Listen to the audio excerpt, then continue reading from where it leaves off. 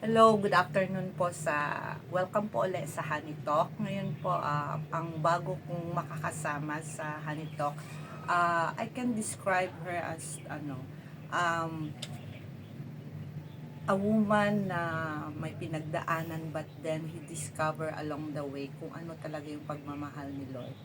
I'm very very glad na to introduce to you my mentor, my leader sa church po, as tinatawag namin siyang si Shirley. Good afternoon, Sheng. Welcome to Honey Talk. Grabe naman yan. Huwag kang kabahan. Introduction. It's just it's just an interview na malalaman natin kung ano yung journey mo bilang OFW, bilang children of God, na how is your journey.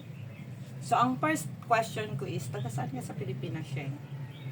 Sa ano po ako? Sa Somadal, Tajan, Mountain Province. So, that is Luzon. Sa Luzon po. Luzon. So, doon ka na? Region Car. Region Car. So, you're a single mother too? Yes. I'm a single mom and meron akong isang anak na babae. And she's 11 years old. Wow! Bale, iniiwan mo siya, yung nag-aalaga sa anak mo, yung parents mo? Yes po, yung nasa parents ko po siya. Doon po siya lumaki. Ah, Simula nung iniwan ko.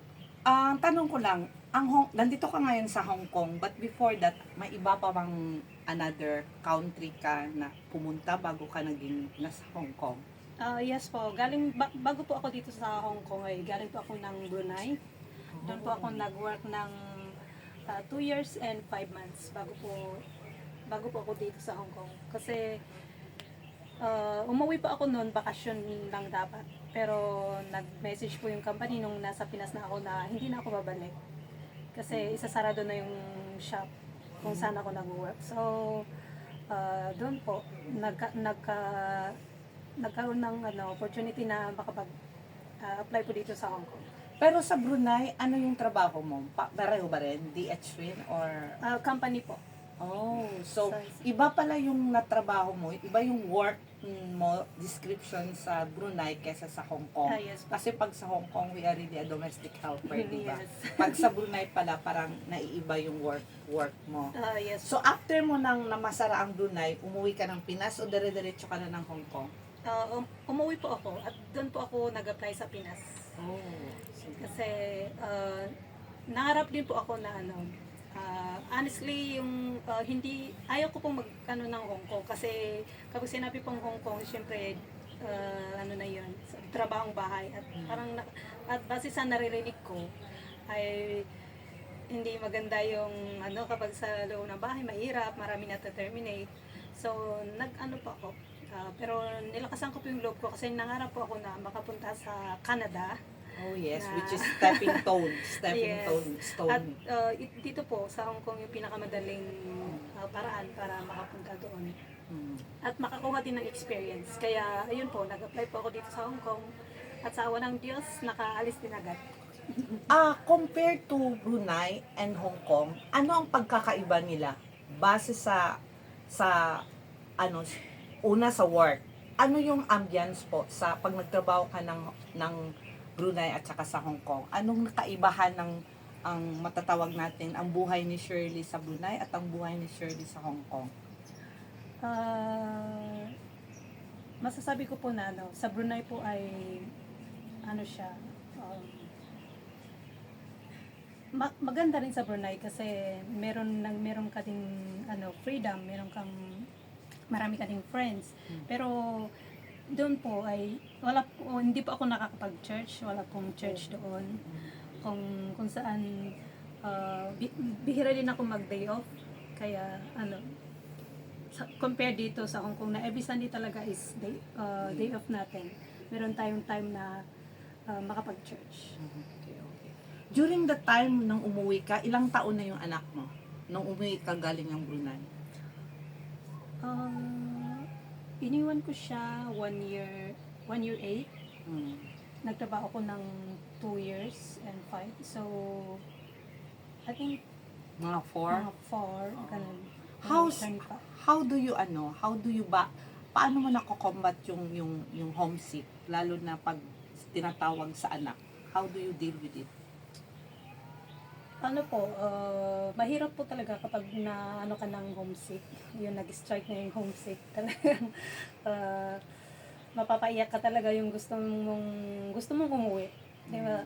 Kasi hinahanap mo talaga yung presence ng family. Pero ayun, tinatatagan ko lang po at saka pray lang. At saka nakakatulong yung meron kang circle of friends na tatawagin mong family. Kagaya po dito sa Hong Kong na napaka-bless ko po na nakilala ko yung Heroes of Glory family kasi parang ano, nandun na yung family mo na may katuwang ka sa dito na nag-encourage sa iyo, nag-lift up sa iyo sa times na dumadaan ka ng mga Nakilala mo na ba si Lord nung sa Brunei ka o dito na sa Hong Kong? dito po sa Hong Kong. Dito po ako talaga na born again sa Hong Kong. How did you respond? How did you respond to the calling ng God? Na syempre may hesitation ka kasi una is dahil sa workload natin, pangalawa yung limit ang time, but then sabi mo nga na during sa journey mo, nakilala mo ang Hills of Glory.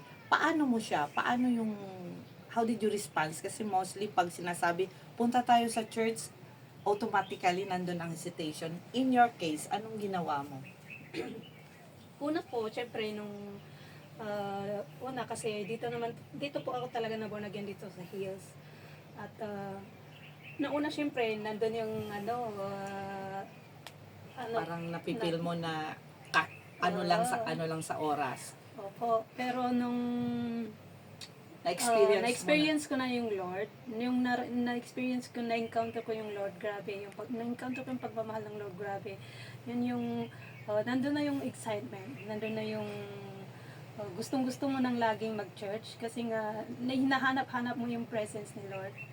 Kaya, ayun, yung una po talaga is mahirap, pero ay patuloy lang. At thank God din sa buhay ng mga tao na nagpa-follow up, na laging nag-invite, laging nagbabantay sa mga leaders, sa pastor dati, na laging nagbabantay sa atin kasi kung wala sila hindi ko naman din kaya. Hindi rin naman ako nakapag-stay.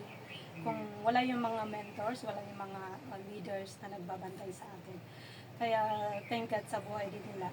Kasi sila yung nakatulong kung saan po ako ngayon. Sabi mo nga na the one reason na nag-Hong Kong ka is you will make Hong Kong as a stepping stones in going to Canada. Ngayon, anong masasabi mo since may na-discover ka, you discover na the love of God, di ba? So, how do you relate with it? Is it nandun pa ba yung eagerness na gusto mong pumunta? Or you will just stay here being an OFW sa Hong Kong?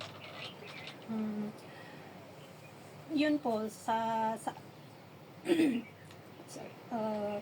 meron pa din You still naman continuing yung na nagdi-dream mo desire. yung Opo, desire. yun nandun naman pa rin yung dream. Kaya lang, iba na, parang if you surrender all to God, na yung will na lang niya yung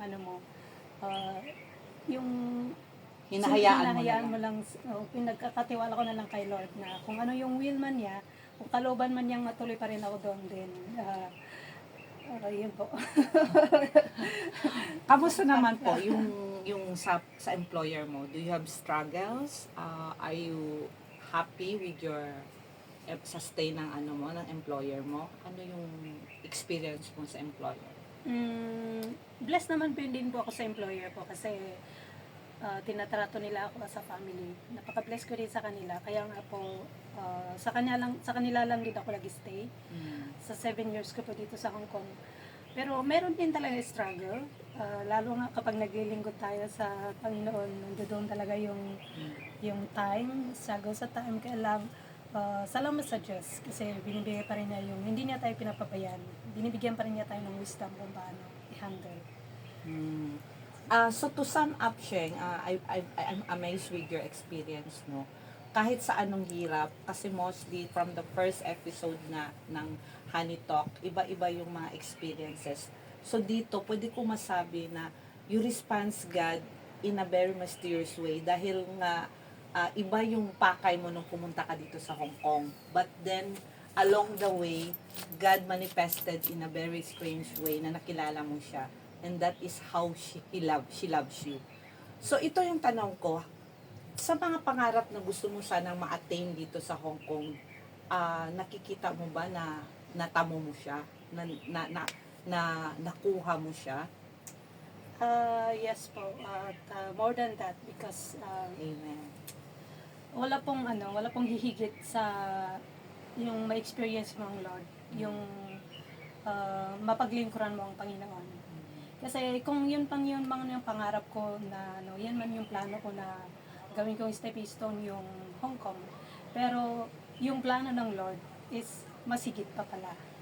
Kaya nga sabi niya sa Jeremiah 29:11 that for I know the plans I have for you, declares the Lord.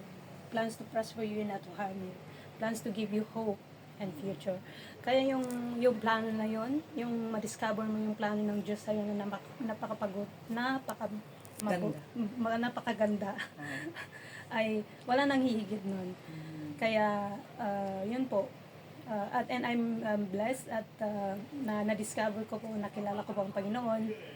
At yun, salamat sa kaniyang pagmamahal. So, sa tingin mo, dito, napakagandang version sa Jeremiah 29:11. Yung last part na itatanong ko, ano po yung maipapayo nyo sa mga gustong maging OFW at nandito na sa Hong Kong? Kasi mostly they have struggles, they have especially sa mga employer. Ano po yung base sa experience yung anong maipapayo mo sa kanila, lalo na sa mga sa mga viewers natin? Ang may papayo ko po ay sa mga OFW, kung meron pa, kasi hindi naman po talaga biro yung maging isang OFW, pero laging magpakatatag at kung dumadaan man tayo sa matinding pagsubok or problema, lagi manalangin at mabuti din na maghanap tayo ng community kagaya ng church kung saan mag-i-involve po tayo na kabilang tayo as a family nang sa gano'n na meron tayong katuwang, there is someone na magpipray sa atin. So yun po, magpakatatag. Yes. At hanapin ang Lord sa times ng difficulties. So yun po, magpakatatag, humanap po ng community, at lagi pong we let others to be our inspiration. Ibig sabihin po, pag sa community na nandun tayo, is kailangan din natin i-embrace na nandun yun dahil yun ang akay ng Panginoon sa atin. Kasi being an OFW is really, really tough. So, salamat po, Sheng, sa sharing mo. It's really good.